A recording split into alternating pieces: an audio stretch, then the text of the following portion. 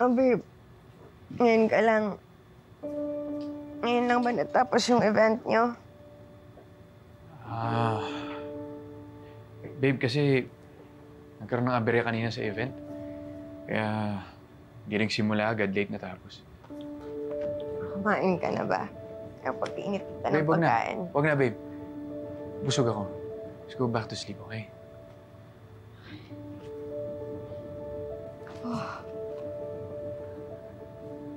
Okay? What's wrong? Babe, What's wrong?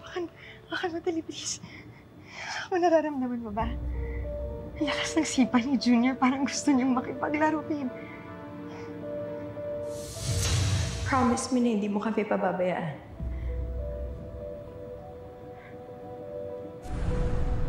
Babe, nararamdaman mo ba? Parang hindi ka natutuwa.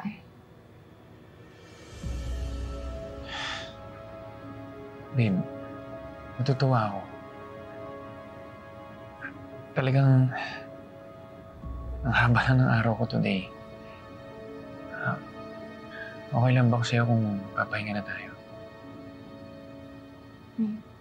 Ano naman? Sige na. Magsashower lang ako, ha?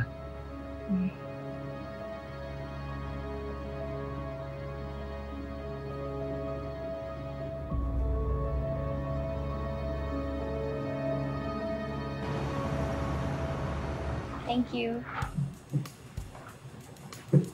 Thank you.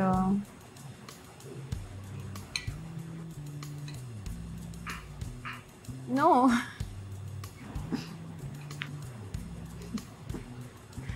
So tell me, tinubo ka bang talaga? No. My pregnancy is perfectly fine. Siyempre, ginalingan ko lang yung acting ko para maawa sa akin si Jordan. Ay, naku. Grabe ka talaga, girl. Hindi ka man ba natatakot na baka magkatotoo yung pagdadrama mo?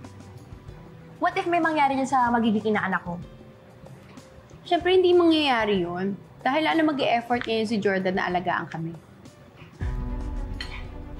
Do you really think na mas ipaprioritize ka ngayon ni Jordan over Christy? Why wouldn't he? Alam mo, hindi hahayaan ni Jordan na may masamang mangyari sa amin ng baby ko dahil iniisip niya, kanya to.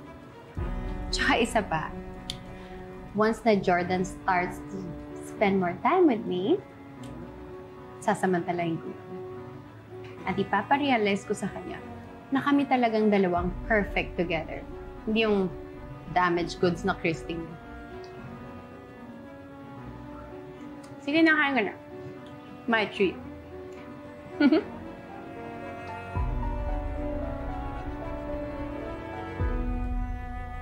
Final check na tayo, ha. Malapit na mag-start yung event. Nagpadagdag ako ng 2 moving head, ha. Ihabol yun na lang mamaya. Jeff, may sabihin na ako.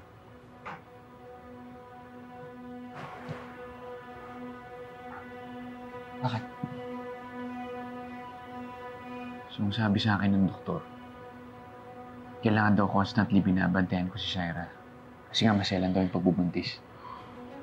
Pero tol, hindi naman ako pwedeng palaging kasama niya. Kailangan ko rin umuwi sa pamilya ko, di ba? Tol, I don't think I'm the right person na kusapin tungkol sa problema niya. Wala naman akong magagawa, eh. Nasa sayo pa rin niya kung paano mo hatiin yung oras mo between Christy and Shaira. Bro, kailangan ko lang talaga ng advice mo. Hindi ko na talaga alam yung gagawin. Hindi ko naman pwedeng gawin laging excuse yung mga emergency sa trabaho kay Christy. Tol, makakahalata na yun. Bakit kasi hindi mo na nasabihin kay Christy yung totoo? Napunti si Shaira. Para hindi mo na kailangan sinungaling sa kanya. Jeff, kakalagpas lang namin ang mga sunod-sunod na problema sa marriage namin. Pag sinabi ko yung masistress siya, makasama pa sa pagbubuntis niya. Pinoproblema ko mga yung pagbubuntis ng isa eh. Nadagdag niya si Christy. Basta tol, yun lang mapapayo ko sa'yo. Just come clean with your wife. Huwag mong hayaan pa malaman ni Christy sa iba to. Yun naman ang plano ko eh. Humahanap lang ako ng tamang tiyempo. Pero sa ngayon, hindi dapat malaman ni Christy yung lahat ng to, okay? Ano yung hindi ko dapat malaman?